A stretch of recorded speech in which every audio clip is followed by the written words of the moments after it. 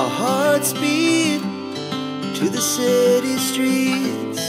We began to feel the fire. Good evening guys, welcome back to my new vlog.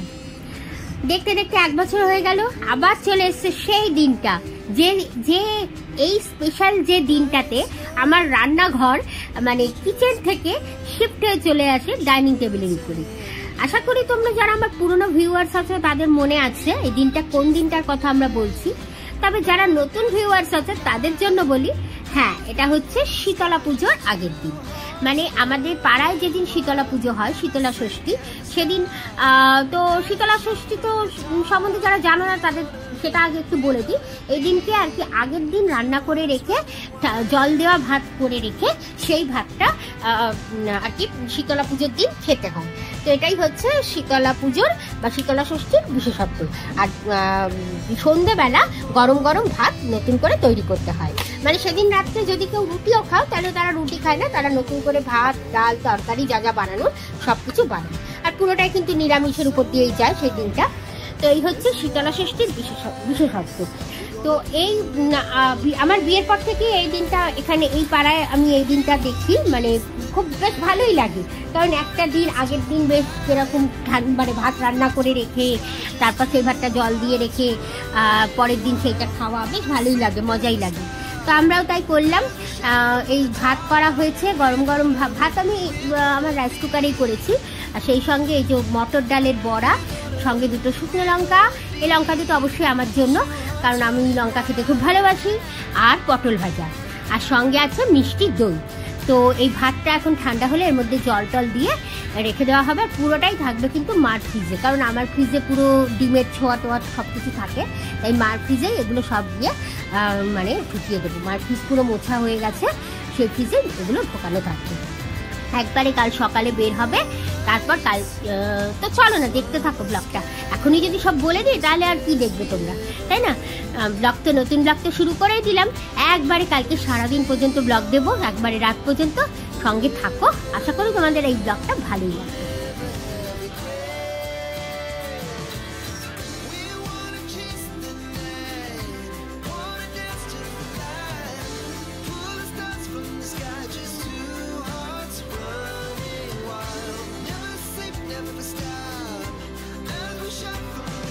আর এই রান্না পারপাসে যা যা মশলা টসলা, লবণ বলো, তেল বলো, এমনি যে রুটিন মশলা যেগুলো জিরে গুঁড়ো, ধনে গুঁড়ো, কাশ্মীরি মির্চি পাউডার, সমস্তই কিছু আমাদের পুরো কিন্তু নতুন আনা হয়েছে।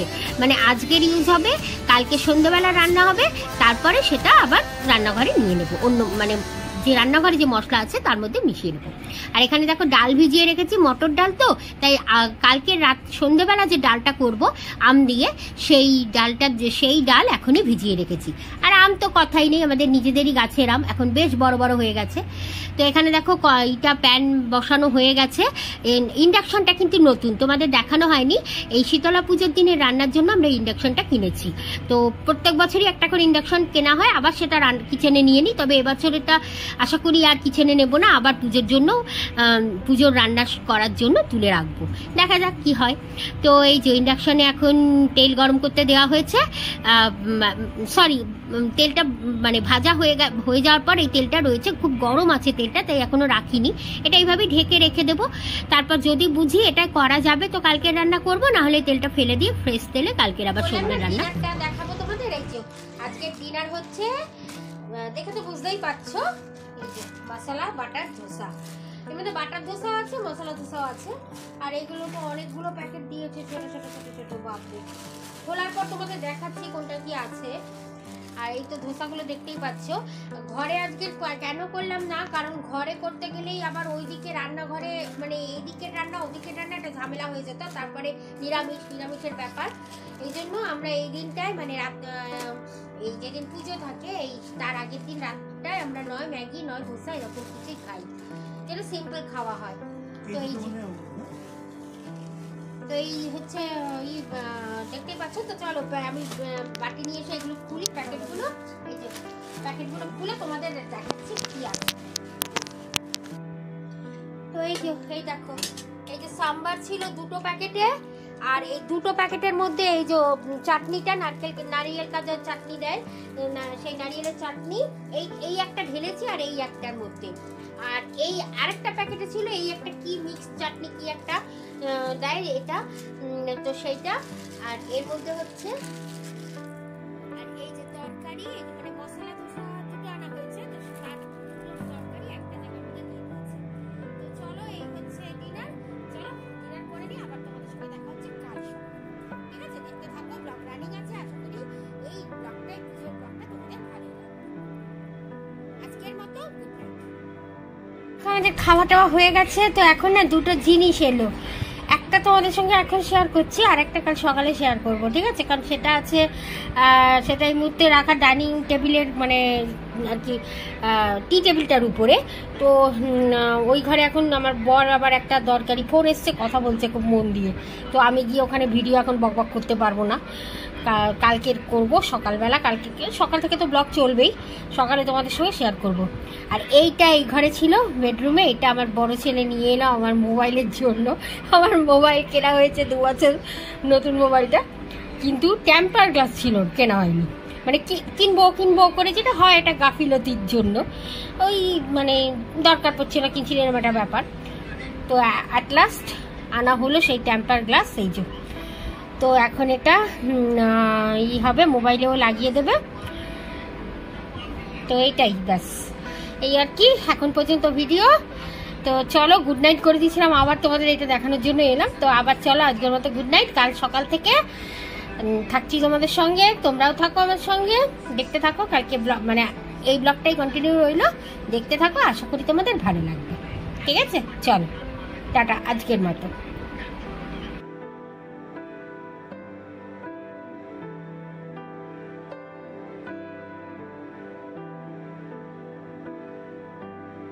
গুড মর্নিং গাইস, শুভ সকাল, শুভ শীতলা ষষ্ঠী। তো আজকের ব্লগটা কিন্তু একটু বড়ই পাবে তোমরা, গতকাল সন্ধ্যা থেকে ব্লগ শুরু করেছিলাম, চলবে একবারে আজকের রাত পর্যন্ত। তো এখন দেখো সকালবেলা গরম জল করে নিলাম, সব কিছুই করছি আজকের এই ডাইনিং টেবিলে, এখানেই গরম জল করলাম, আমার তো কেটলি আছেই, কেটলিতেই গরম জল করলাম, তবে সবই ডাইনিং টেবিলে, কিচেনে কিন্তু কিছুই করছি না। আর তার সঙ্গে দেখো এখন আমন্ড ছাড়িয়ে নিচ্ছি, তো আমন্ড দিয়ে এখন গরম জল খাবো, তারপর চা খাবো। তবে হ্যাঁ, আজকের আর ডিম টিম তো কিছু খাওয়া যাবে না, তাই আজ আর ব্রেকফাস্ট সেরকম কিছু করবো না, ডাইরেক্ট একবারে লাঞ্চ করে নেবো। আর লাঞ্চ কি, লাঞ্চ মেনু কি তা তো তোমরা জানোই। তো চলো লাঞ্চ টাইমে তোমাদের সঙ্গে আবার দেখা হচ্ছে।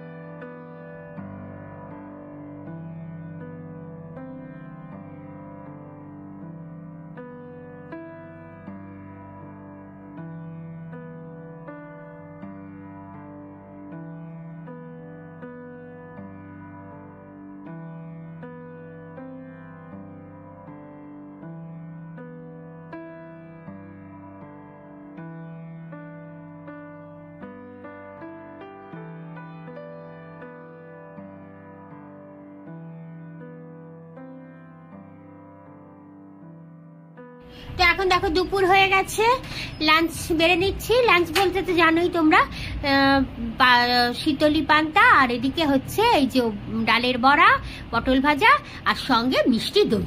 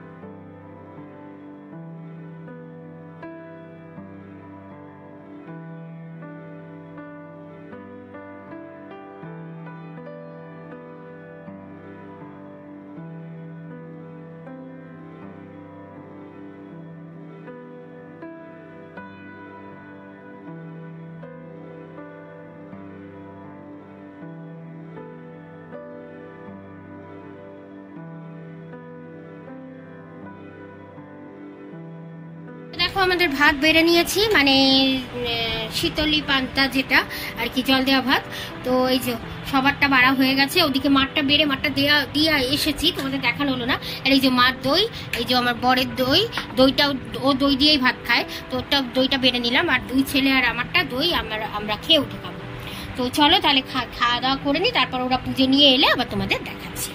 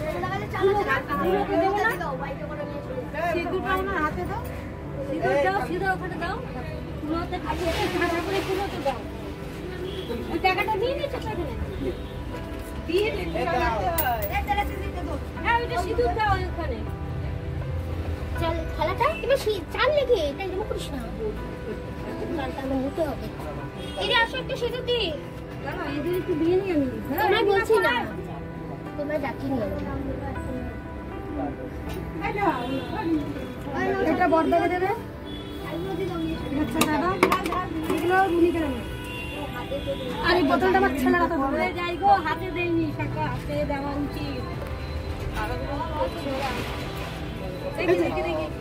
আর কি আছে তুমি করলে? হ্যাঁ তাহলে পাখা মারো না, পাখা আমি ধরবো। তাহলে জলের ঘর ধরো, জলের ঘর যেখানে নমস্কার।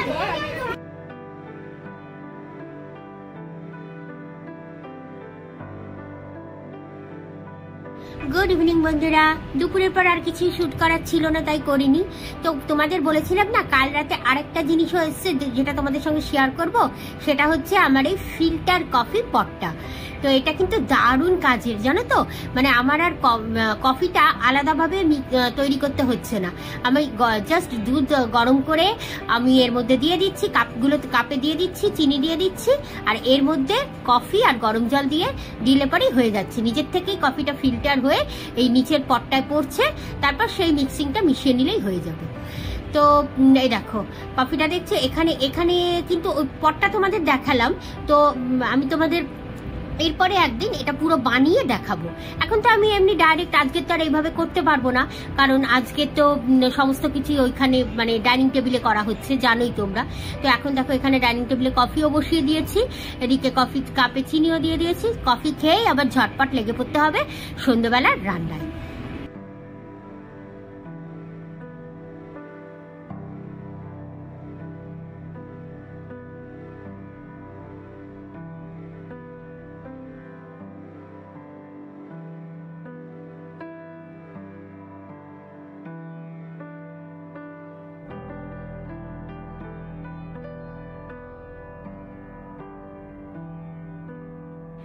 রাতের এই রান্নাটা কিন্তু আজকের আমাদের কাপল কুকিং হবে, কারণ ডালটা বানাচ্ছে তোমাদের দাদা, ভাত ওদিকে আমার রাইস কুকারে রেডি করে নেব। ভাতটা তো কোনো ব্যাপার না, এই যে রাইস কুকারে রেডি আছে দেখতেই পাচ্ছ, আর ভাতটা তো নিজের থেকেই হয়ে যাবে। আর এখানে ডালটা বানানো হয়ে গেলে পরে, মানে ডালটা সিদ্ধ হয়ে গেলে পরে আমি বানিয়ে ফেলবো পনিরটা। ভেবেছিলাম সঙ্গে কিছু ভাজবো, কিন্তু আর ভাজার ধৈর্য হলো না। তো এখানে দেখো পনিরের জন্য, পনির খুব নিরামিষভাবে করা, খুব সাধারণভাবে করব।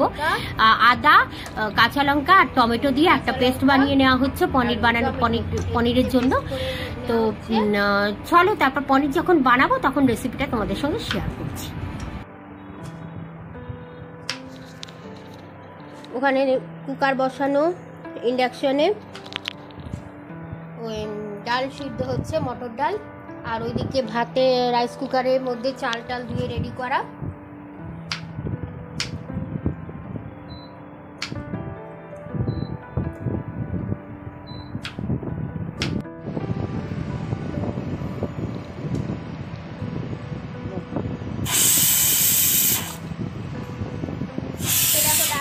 হয়ে গেল এই যে, আর এই যে এইগুলো দেখো আমাদের নতুন হট স্ট্যান্ড, মানে এগুলো না কুকারের মধ্যে কেক বানালে যে স্ট্যান্ডগুলো, সেই স্ট্যান্ডই, মানে এটা হট স্ট্যান্ড হিসাবে ইউজ করা যায়, আবার কুকার কেক স্ট্যান্ড হিসাবে ইউজ করা যায়।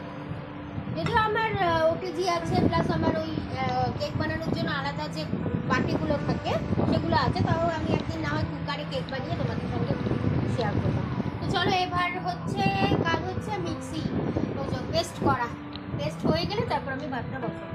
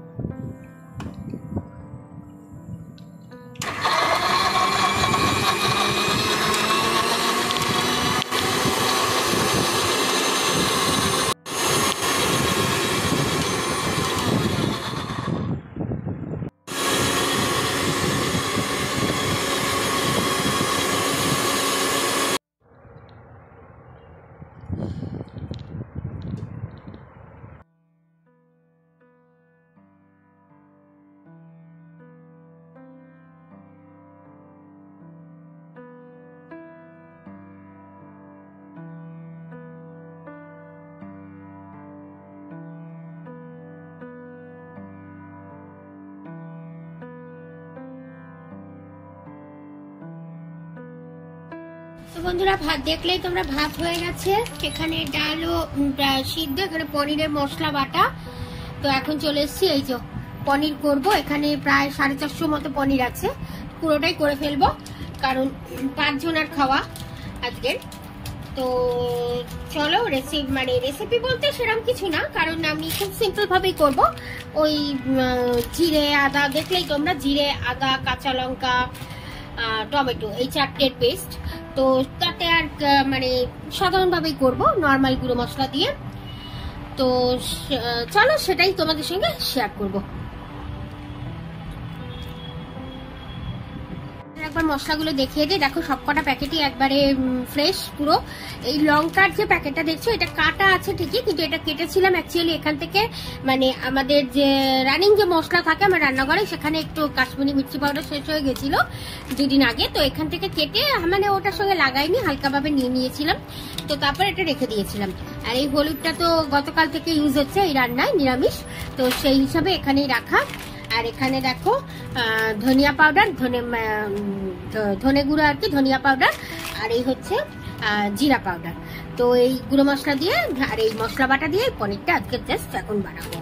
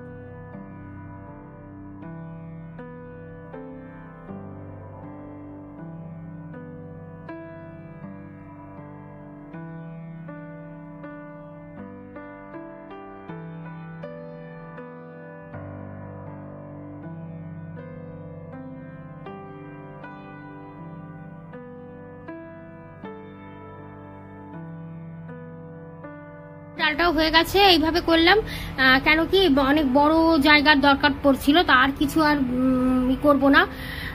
অলরেডি 2-3টে অনেকগুলো জিনিস মানে আটকে গেছে আর কি, ভরে গেছে, তো এই জন্য বড় কড়াই আর নামালাম না।